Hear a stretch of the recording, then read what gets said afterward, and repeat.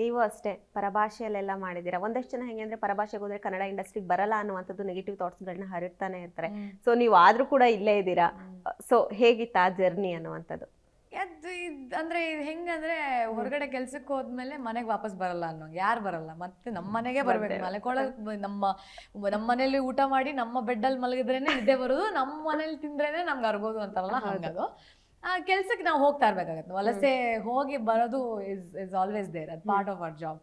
In fact ನಮ್ಮ ಮಾತೃಭಾಷೆಯಲ್ಲಿ ಕೆಲಸ ಮಾಡೋದೇ ಇನ್ನೂ ಈಸಿ. ಅಲ್ಲಿ ಹೋದ್ಮೇಲೆ ಒಂದು ಎಕ್ಸ್ಟ್ರಾ ಅಡಿಷನ್ ಕೆಲ್ಸದ ಸ್ಟ್ರೆಸ್ ಎಲ್ಲ ಇದೇ ಇರುತ್ತೆ. ಬಟ್ ಇನ್ನೊಂದು ಅಡಿಷನ್ ಅಂದ್ರೆ ಭಾಷೆ ಗೊತ್ತಿಲ್ಲ, ಕಲ್ತು ಮಾಡೋದು ಇನ್ನೊಂದು ಎಫರ್ಟ್ ಅಲ್ಲಿ. ಸೊ ನಮಗೆ ಇಲ್ಲೇ ಈಸಿ, ಬಟ್ ಅಲ್ಲಿ ಹೋಗಿ ಮಾಡೋದು ಚಾಲೆಂಜಿಂಗ್. ಸೊ ನಮ್ಮ ನೆಲದಿಂದ ಹೋಗಿ ಅಲ್ಲಿ ಏನೋ ಮಾಡ್ಕೊಂಡು ಬಂದಾಗ ಒಂದೇನೋ ಮಾಡಿದೀವಿ ಅನ್ನೋ ಒಂದು ಸಾಧನೆ ನಮಗೆ ಫೀಲ್ ಆಗತ್ತಲ್ಲ ಚೂರು, ಆ ಒಂದು ಕಿಕ್ಕಿಗೆ ಹೋಗ್ಬೇಕು.